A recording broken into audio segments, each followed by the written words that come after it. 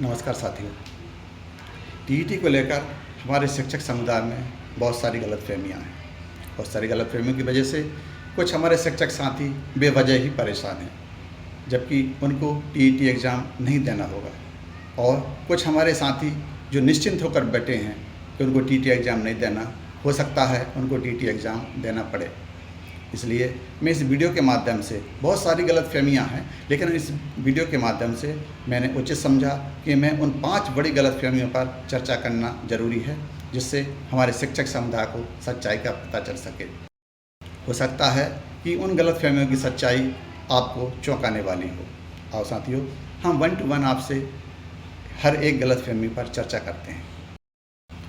सबसे पहली और सबसे बड़ी गलतफहमी के विषय हम चर्चा करें तो सबसे बड़ी गलतफहमी हमारे उन शिक्षक साथियों को है जो टीईटी एग्ज़ाम पास करके आए हैं। जी हाँ, आपको ये बात चौंकाने वाली लग रही होगी कि जो टीईटी एग्ज़ाम पास करके आए हैं उनको अब टीईटी देना ज़रूरी नहीं है।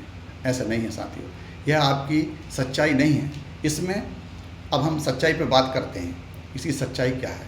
सच्चाई ये है कि उनको भी टीईटी एग्ज़ाम देना पड़ सकता है। जी हाँ, उनको भी टीईटी एग्ज़ाम देना पड़ सकता है अगर उन साथियों को प्रमोशन चाहिए। जैसे अगर हमारा कोई साथी प्राइमरी टीचर है और उसने प्राइमरी टीचर टीईटी एग्ज़ाम दे के पास करके आया है, अगर उसने प्राइमरी टीचर के रूप में टीईटी एग्ज़ाम देकर आया है तो उसने टीईटी एग्ज़ाम के जो 2 एग्ज़ाम होते हैं, टीईटी के लिए 2 एग्ज़ाम होते हैं। जो फर्स्ट पेपर जो होता है, टीईटी एग्ज़ाम का जो फर्स्ट पेपर होता है वह प्राइमरी टीचर के लिए होता है, और इसका सेकंड पेपर जो होता है वह अपर प्राइमरी टीचर के लिए होता है।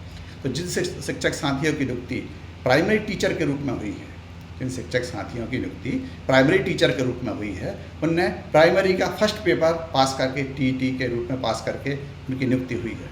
अगर उनको प्रमोशन चाहिए और उनको मिडिल स्कूल में नियुक्ति चाहिए, अपर प्राइमरी टीचर का अगर उनने टीईटी एग्ज़ाम पास नहीं किया है तो उनको मिडिल स्कूल या माध्यमिक शिक्षक बनने के लिए टीईटी का सेकंड पेपर पास करना ज़रूरी रहेगा। जी हाँ, अगर टीईटी का फर्स्ट पेपर पास उन्होंने कर भी लिया है तो उससे काम नहीं चलेगा। उनको प्रमोशन के लिए टीईटी का सेकंड पेपर, मतलब अपर प्राइमरी टीचर वाला जो पेपर है, वो उसको पास करना ज़रूरी रहेगा। साथियों, यह सच्चाई सबसे ज़्यादा चौंकाने वाली थी। अब हम बात करें हमारे 2011 से पहले नियुक्त वाले शिक्षक, उनके विषय में एक गलतफहमी ये है कि 2011 से पहले नियुक्त वाले समस्त शिक्षकों को टीईटी एग्ज़ाम देना ज़रूरी है। साथियों, यह बात पूरी तरह सच्चाई नहीं है, इसमें सच्चाई कुछ और है। आओ अब हम इस विषय पर चर्चा कर लेते हैं। 2011 से पहले नियुक्त वाले शिक्षक केवल प्राथमिक शिक्षक एवं माध्यमिक शिक्षक, केवल प्राथमिक एवं माध्यमिक शिक्षकों को ही यह टीईटी एग्ज़ाम देना ज़रूरी है। और हमारे प्राथमिक और माध्यमिक शिक्षकों में से भी केवल वो प्राथमिक और माध्यमिक शिक्षक जो हमारी कक्षा 1 से लेकर 8 तक की कक्षाओं में पढ़ाते हैं। अगर हमारा कोई माध्यमिक शिक्षक हाई स्कूल या हायर सेकेंडरी स्कूल में अगर उसकी पोस्टिंग हुई है तो हमारे उस साथी को टीईटी एग्ज़ाम देना ज़रूरी नहीं रहेगा। यह बहुत बड़ी गलतफहमी थी। अच्छा, और कुछ हमारे उच्च माध्यमिक शिक्षक का भी कई बार फ़ोन कॉल आता है और उन्हें कई बार व्हाट्सएप के माध्यम से और इस हमारे वीडियो पर कमेंट्स करके ये बात पूछी कि जो उच्च माध्यमिक शिक्षक हैं उनको टीईटी एग्ज़ाम देना ज़रूरी है क्या?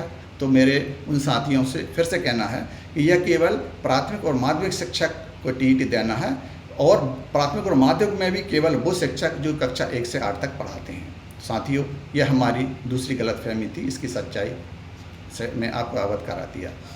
अब साथियों, हम तीसरी बड़ी बात पे चर्चा करते हैं जो गलतफहमी सबके बीच में फैली हुई है कि 2011 के बाद वाले सारे शिक्षकों को टीईटी नहीं देना है।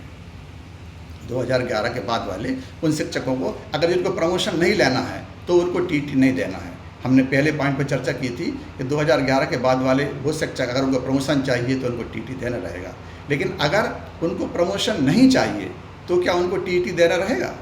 जी हाँ साथियों, 2011 के बाद वाले हमारे बहुत से ऐसे साथी हैं जिनकी नियुक्ति अनुकंपा के रूप में हुई है, इनकी अनुकंपा नियुक्ति हुई है, तो हमारे उन साथियों को टीईटी देना जरूरी रहेगा, क्योंकि हमारे उन साथियों ने भले ही टीईटी एग्ज़ाम पास नहीं किया है और उनकी अनकम पर नियुक्ति हुई है तो उनको टीईटी एग्ज़ाम देना जरूरी रहेगा।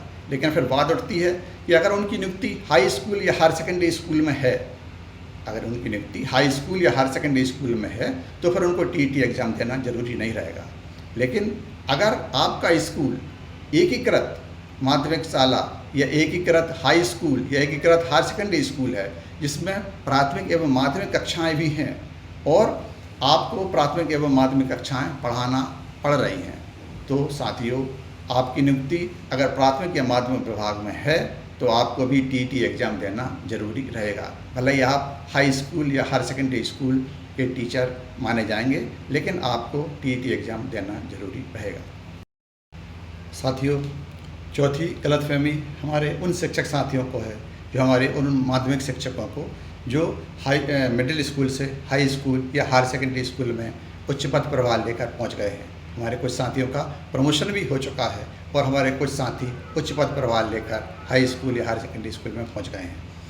उन साथियों को यह गलतफहमी है कि अब हम चूँकि यह जो टीईटी एग्ज़ाम है वह प्राथमिक एवं माध्यमिक शालाओं के लिए है और उन शालाओं में पढ़ाने वाले शिक्षकों के लिए है, चूँकि हम अब हाई स्कूल या हायर सेकेंडरी स्कूल में पोस्टेड हो गए हैं, अब हमको यह एग्ज़ाम नहीं देना रहेगा। साथियों, यह बात नहीं है, इसकी सच्चाई कुछ और है। अब हम सच्चाई के विषय में चर्चा करते हैं। सच्चाई यह है साथियों कि टीईटी एग्ज़ाम हमारे उन शिक्षक साथियों को तो नहीं देना होगा जो प्रमोट हो चुके हैं, क्योंकि आरटीई की जो रूल्स है उसमें यह बात आरटीई के अकॉर्डिंग जो टीईटी एग्ज़ाम के लिए बात कही गई है, माननीय सुप्रीम कोर्ट द्वारा डिसीजन दिया गया है, उसमें यह बात कही गई है कि जो लोग प्रमोट हो चुके हैं, जिनका प्रमोशन हो चुका है, उनका प्रमोशन वापस नहीं होगा, उनको टीईटी एग्ज़ाम नहीं देना रहेगा और उनका प्रमोशन वापस नहीं होगा। लेकिन हमारे वो साथी जो उच्च पद प्रभार लेकर हाई स्कूल या हायर सेकेंडरी स्कूल में पहुँचे हैं, हमारे वो माध्यमिक शिक्षक जो उच्च पद प्रभार लेकर high school higher secondary school में पोस्टेड हो गए हैं, उनको टीईटी एग्ज़ाम देना जरूरी रहेगा। साथियों, आप सोच रहे होंगे कि यह बात क्यों उठाई जा रही है। हमारे जो उच्च पद प्रभार वाली बात है वो प्रमोशन नहीं है, वह केवल हमें प्रभार दिया गया है, मतलब उच्च पद पर काम करने का हमको मौका दिया गया है, एक तरह से सुविधा दी गई है, लेकिन हमारा प्रमोशन नहीं हुआ है। हाँ, लेकिन जो टीईटी का जो माननीय सुप्रीम कोर्ट का डिसीजन है उसमें यह बात भी कही गई है कि जो लोग उच्च पद प्रभार में उच्च पद प्रभार लेकर पहुंच चुके हैं उनको वापस नहीं किया जाएगा। जो प्रमोशन लेकर पहुंच चुके हैं और उच्च पद प्रभार लेकर पहुंच चुके हैं उनको वापस नहीं किया जाएगा। लेकिन साथियों, अगर हमारे जो उच्च पद प्रभार वाले साथी हैं उनको भविष्य में प्रमोशन चाहिए रहेगा तो उनको टीईटी एग्ज़ाम भी पास करना जरूरी रहेगा। साथियों, अब हम चर्चा करते हैं सबसे अहम पॉइंट पर, पिटीशन के विषय में। हमारे सभी शिक्षक साथियों में यह बात है कि अगर सरकार द्वारा माननीय सुप्रीम कोर्ट में रिव्यू पिटीशन दायर कर दी जाती है या हमारे शिक्षक संघ द्वारा रिव्यू पिटीशन दायर कर दी जाती है तो हमारा बचाव हो जाएगा और शायद हमको टीईटी से राहत मिल जाएगी। साथियों, यह भी हमारी गलतफहमी साबित हो सकती है, हो सकता है इसका फ़ायदा भी मिल जाए, लेकिन यह पूरी तरह से सच्चाई नहीं है, सच्चाई कुछ और है। सबसे पहले तो मैं बात करना चाहूँगा, अगर हमारे किसी संघ ने, वैसे हमारे बहुत से शिक्षक साथियों ने रिव्यू पिटीशन तो दायर नहीं हो पाई, किसी ने मल्टी पिटीशन दायर की है। हमारे शिक्षक संघों ने मल्टी पिटीशन दायर कर दी है और कुछ शिक्षक संघ मल्टी पिटीशन दायर करने की योजना बनाए हुए हैं। सबसे पहले तो उनको, उन शिक्षक संघों को बहुत बहुत धन्यवाद जो आगे आकर शिक्षक साथियों की मदद करना चाहते हैं।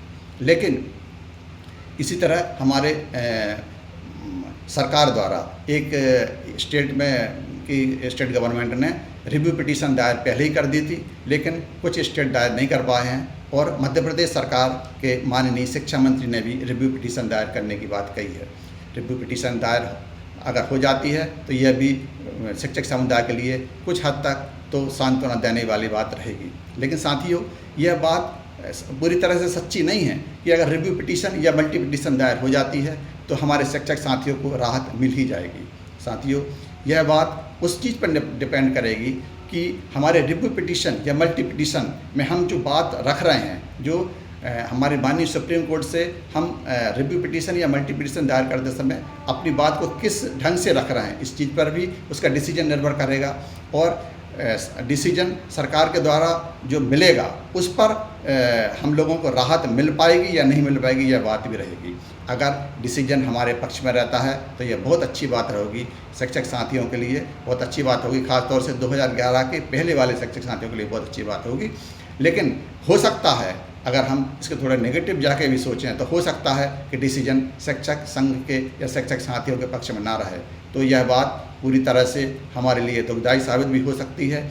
और यह भी हो सकता है कि माननीय सुप्रीम कोर्ट द्वारा यह टीईटी एग्ज़ाम को और कड़ाई से लागू कर दिया जाए।